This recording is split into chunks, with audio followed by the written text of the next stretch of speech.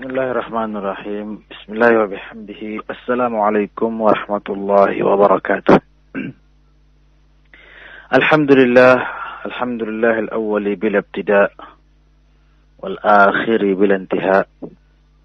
Wassalatu wassalamu ala imami ahli as-safa'i wal wafa', qutbil anbiya'i wal awliya', sayyidina wa syafi'ina Muhammadin khairi dawa' likulli saqamin wada'.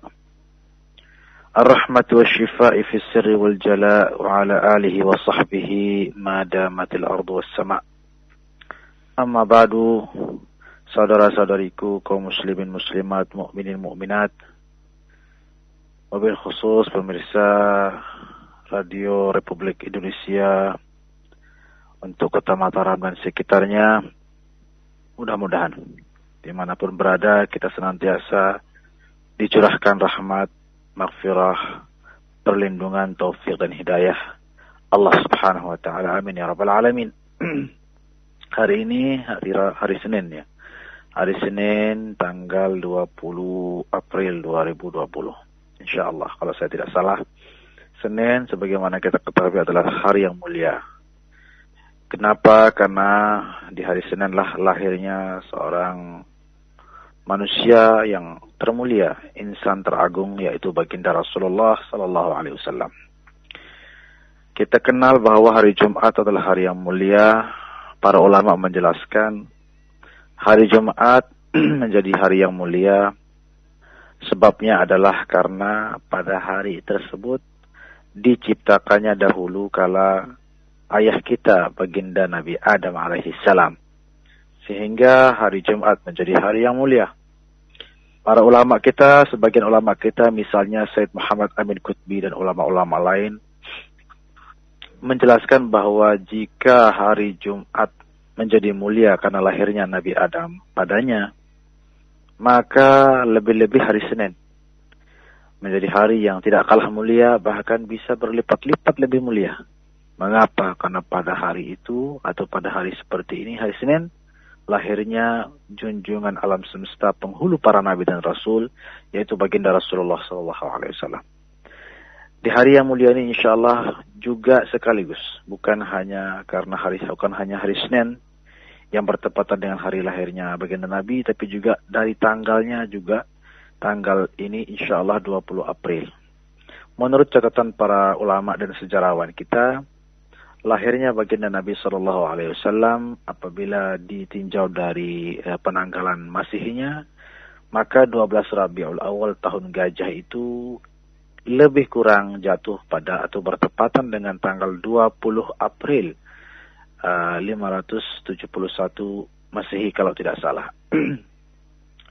Banyaknya berbagai versi juga ada, tetapi itu wajar.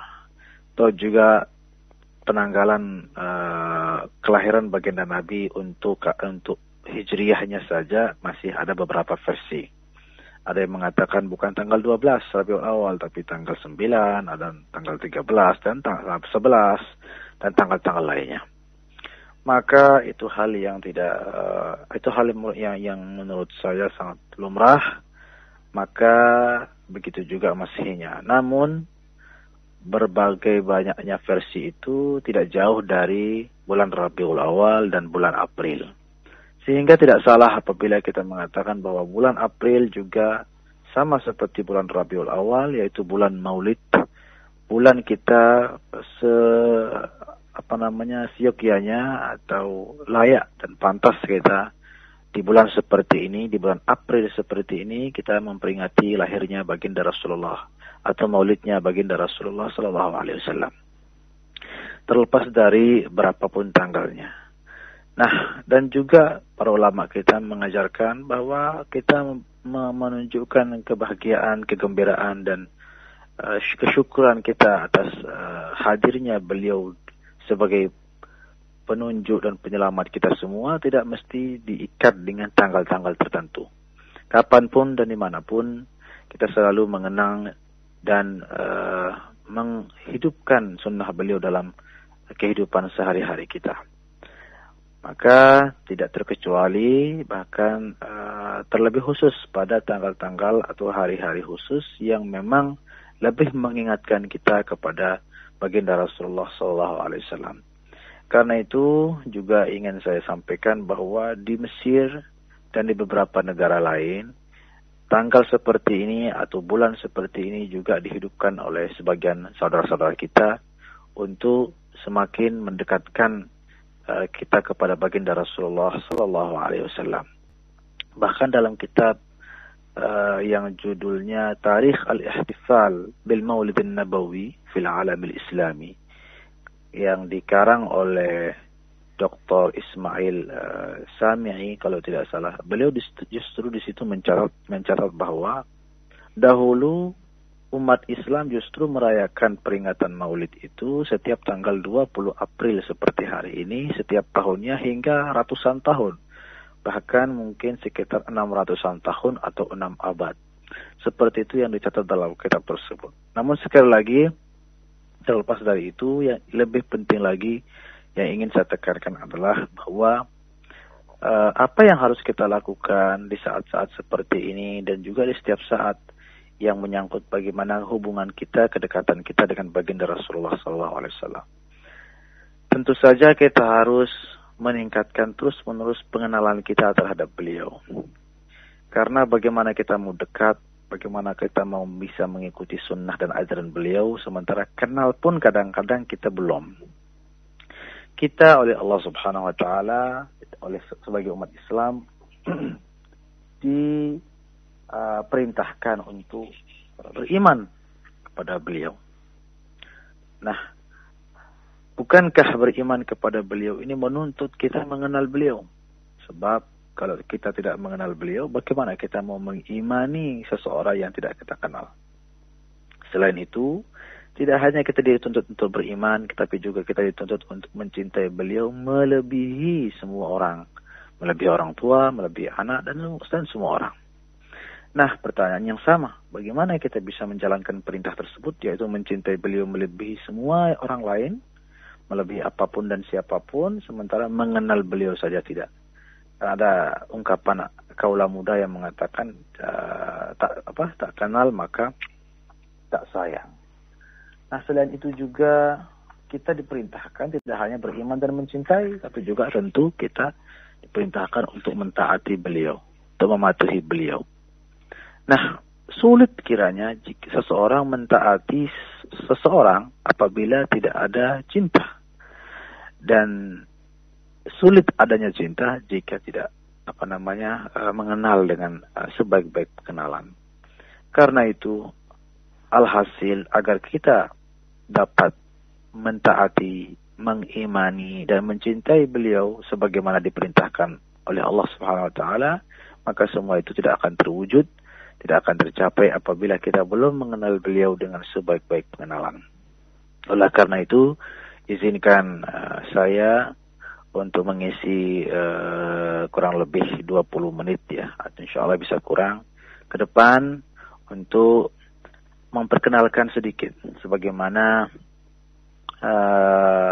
saya mengkaji dari guru-guru saya waktu di Mesir khususnya tentang sosok baginda Rasulullah SAW yang terkadang luput dari kesadaran kita.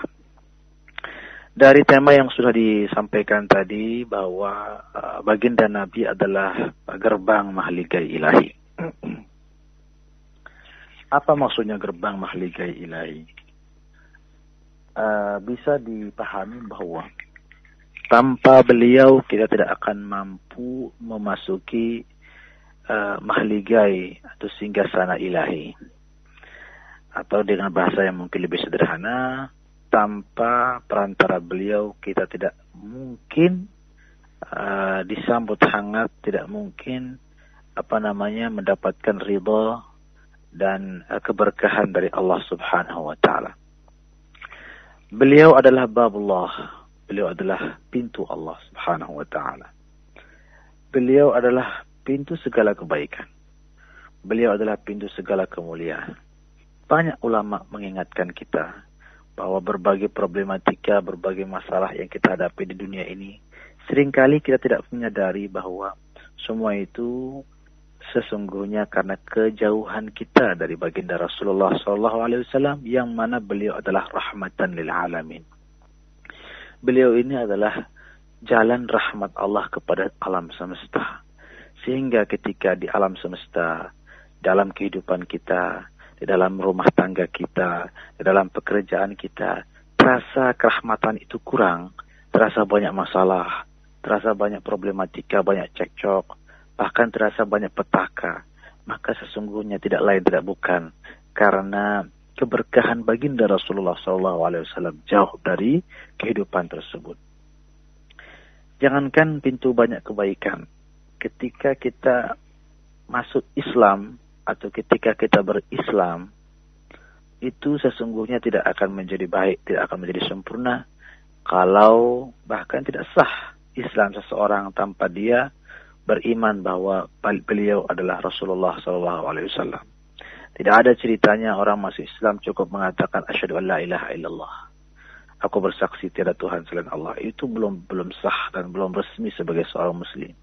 Dia wajib mengatakan wa asyhadu anna sayyidana Muhammadar Rasulullah SAW. Dia harus bersaksi bahwa Rasulullah Sayyidina Muhammad adalah utusan Allah, yang menunjukkan bahwa beliau adalah pintu agama Islam seutuhnya. Selain itu juga beliau adalah pintu keimanan. Pintu keimanan yang artinya seseorang tidak dikatakan beriman jika masih jauh atau belum cinta kepada Rasulullah SAW. Dalam satu hadis, Nabi menegaskan, la yu'minu ahadukum hatta akuna habba ilaihi min waladihi wa walidihi wan nasi ajma'in. Tidak dikatakan beriman salah satu di antara kalian sebelum aku, kata Nabi, lebih dicintainya daripada siapapun dan apapun di muka bumi ini. Artinya, pintu keimanan kita adalah beliau sallallahu alaihi wasallam atau mencintai beliau sallallahu alaihi wasallam. Selain itu juga beliau adalah pintu ketaatan kepada Allah. Jangan berharap bisa taat kepada Allah kalau belum taat kepada beliau. Di dalam Al-Quran Allah sendiri menegaskan, man yuti'ir rasul faqad ata'a Allah. Barang siapa taat kepada Rasul, maka barulah dia disebut telah taat kepada Allah. Menunjukkan sekali lagi, beliau juga adalah pintu ketaatan kita kepada Allah Subhanahu wa ta'ala. Selain itu, beliau adalah pintu selawat ilahi kepada kita. Artinya apa?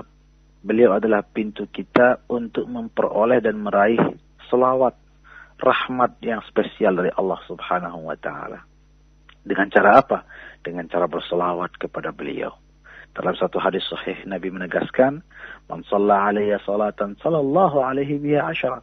Barang siapa berselawat kepadaku sekali saja, maka Allah berselawat kepadanya 10 kali. Berarti pintu untuk meraih, memenangkan selawat berlipat-lipat dari Allah adalah dengan cara berselawat kepada Rasulullah SAW. Beliau juga adalah babu qabulil a'mal. Beliau adalah pintu terkabulnya amal ibadah kita. Tanpa beliau, amal perbuatan atau amal ibadah kita sangat tidak dijamin diterimanya kalau tidak melalui perantara Rasulullah SAW. Dalam satu hadis, baginda Nabi bersabda, tu'radu a'malukum alayya fama ra'aitu min khairin hamadtullaha wa ma ra'aitu min syarrin istaghfartullaha lakum. Amal perbuatanmu sekalian, kata Nabi, amal ibadahmu sekalian, itu disodorkan kepadaku terlebih dahulu. Itu disetor kepadaku semuanya, kata Nabi. Ya. Apabila aku melihat kebaikan, maka aku bersyukur kepada Allah. Dan apabila aku melihat keburukan, dosa misalnya, maka aku memohonkan ampun kepada Allah untuk kalian. Berarti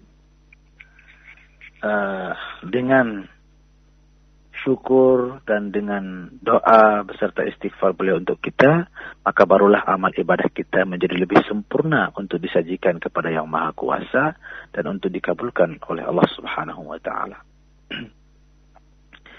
Tidak hanya itu, baginda Rasulullah SAW adalah pintu penyucian zahir dan batin kita.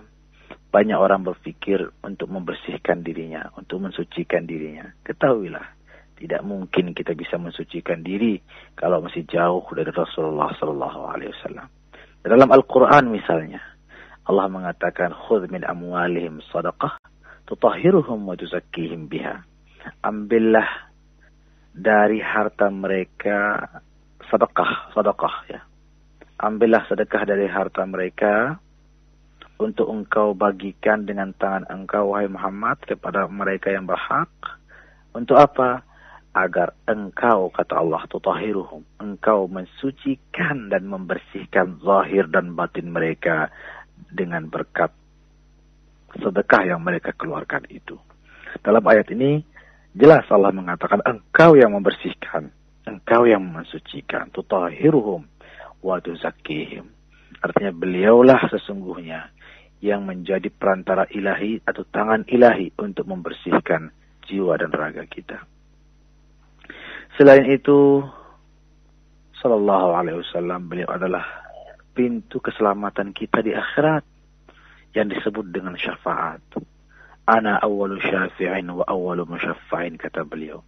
Aku yang pertama kali memohon, diberikan izin untuk memohon syafaat, pertolongan untuk keselamatan kalian, dan aku pula yang pertama kali diterima permohonan pertolongannya ya untuk kalian. Ana awwalu syafi' wa awwalu musyaffa'. Artinya apa? Tanpa beliau atau beliaulah pintu keselamatan kita, pintu kita memperoleh pertolongan yang sungguh luar biasa kelak di akhirat. Amin ya rabbal alamin. Dalam satu bait, satu kasidah sering kita simak, wal habibul ladzi turja syafa'atu. Beliaulah sang kekasih hati yang sangat diharapkan pertolongan dan syafaatnya di akhirat nanti. Likulli haulin minal ahwali muqtaham. Lalu, apakah hanya itu? Tidak.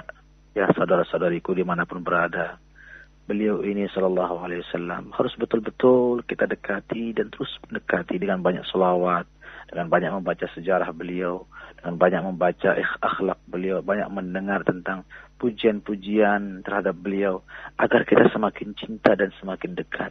Dan dengan kedekatan itu sungguh segala kebaikan, segala kebajikan akan terbuka, akan tercucur dengan sederas-derasnya kepada kita semua. Mereka yang mungkin selalu mengungkapkan cintanya kepada Allah, ketahuilah juga bahwa tanpa beliau maka cinta itu hanyalah dusta. Wala'iyahzubillah. Misalnya dalam Al-Quran Allah mengatakan apa? Qul in kuntum tuhibbunallaha fattabi'uni yuhibbukumullah. Katakan wahai Muhammad kepada mereka, kalau kalian betul-betul cinta kepada Allah, ya jangan ngaku-ngaku. Tunjukkan, ekspresikan cintamu kepada Allah. Dengan cara apa? Fattabi'uni, ikutilah aku. Ikutilah Nabi Muhammad sallallahu alaihi wasallam. Yuhibbukumullah, maka barulah cintamu dibalas oleh Allah. Jadi jangan berbicara cinta kepada Allah kalau mengesampingkan atau menyisihkan baginda Rasulullah SAW dari hati kita, dari kehidupan kita sehari-hari. Apakah hanya itu? Subhanallah, Masya Allah, Tabarakallah. Beliau juga adalah pintu taubat.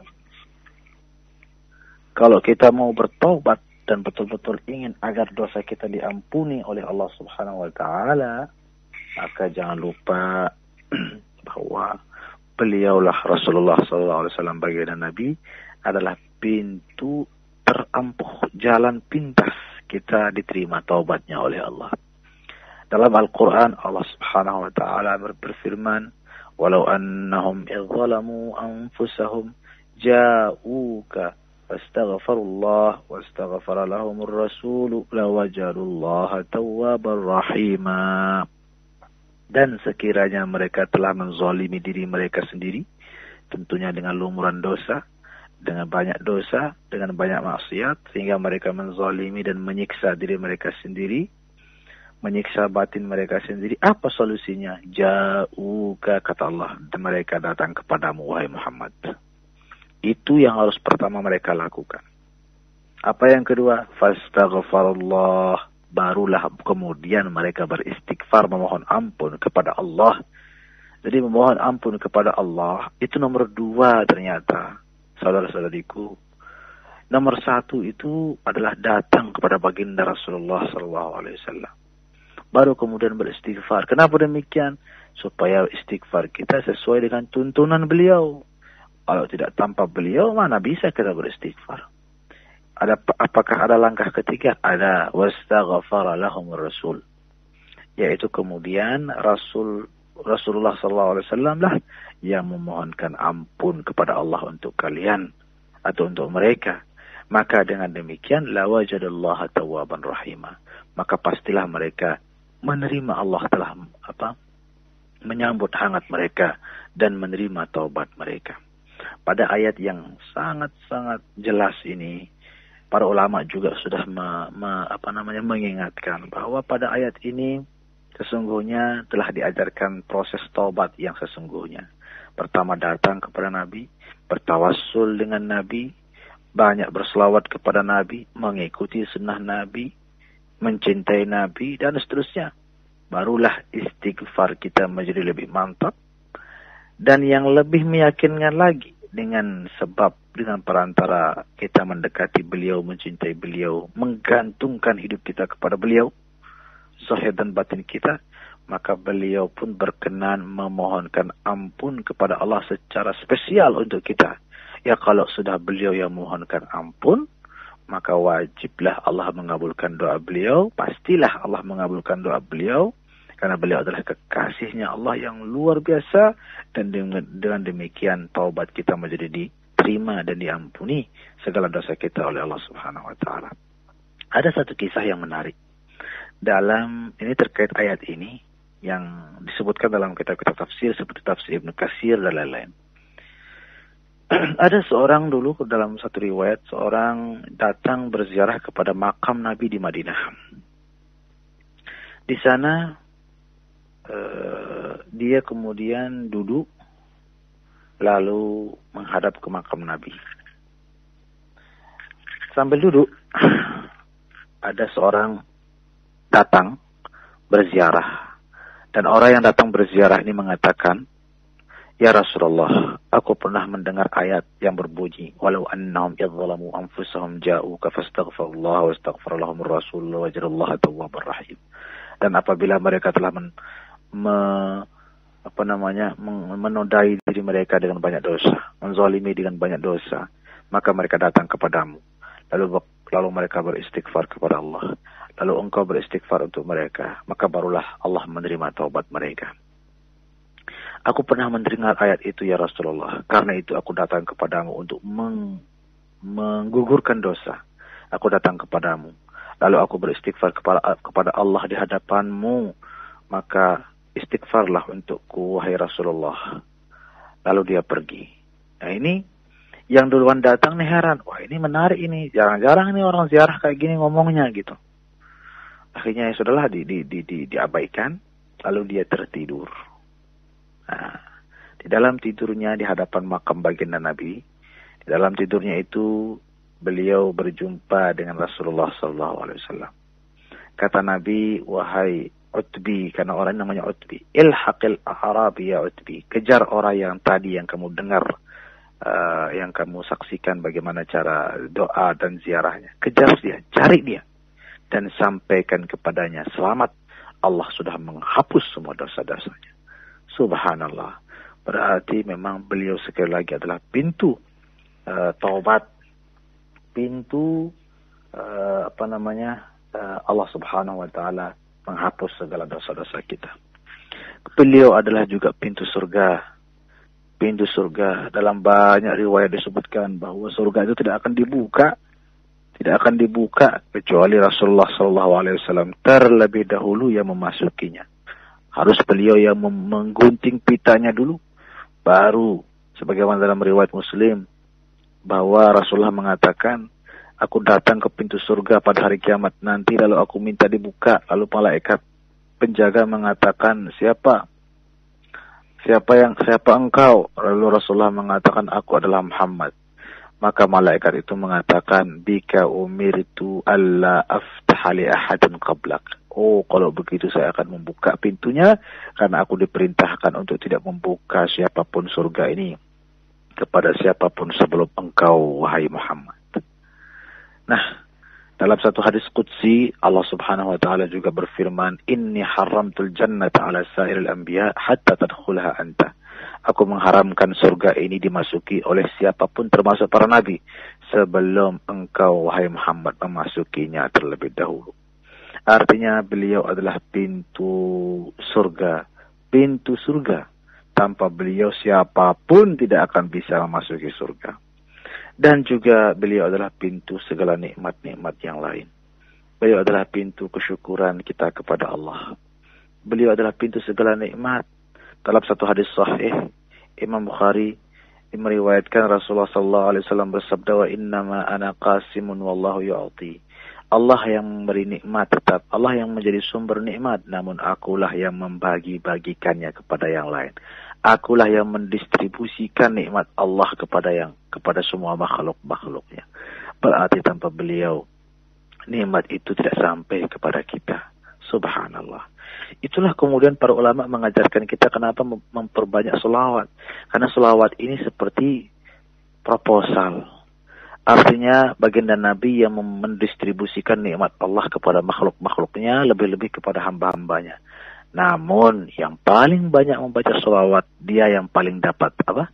Dia yang dapat bagian paling banyak. Nah, itulah kelebihan daripada selawat. Makanya jangan heran ketika para ulama mengajarkan kita, barang siapa yang paling banyak yang banyak berselawat, maka dia akan dibukakan banyak jalan kebaikan di dunia dan di akhirat, karena dia dekat dengan orang yang menjadi distributor resmi lah ya, distributor resmi nikmat ilahi, yaitu baginda Rasulullah Sallallahu Alaihi Wasallam. Alhasil dan banyak lagi. Namun karena waktu terbatas, saya tutup dengan satu hadis qudsi, di mana Allah Subhanahu wa taala berfirman, "Wa izzati wa jalali." Demi keagunganku, demi kemuliaanku, "Lau atawni min kulli tariq, aw istaftahu min kulli bab, lama fatahtu lahum hatta yadkhulu khalfak."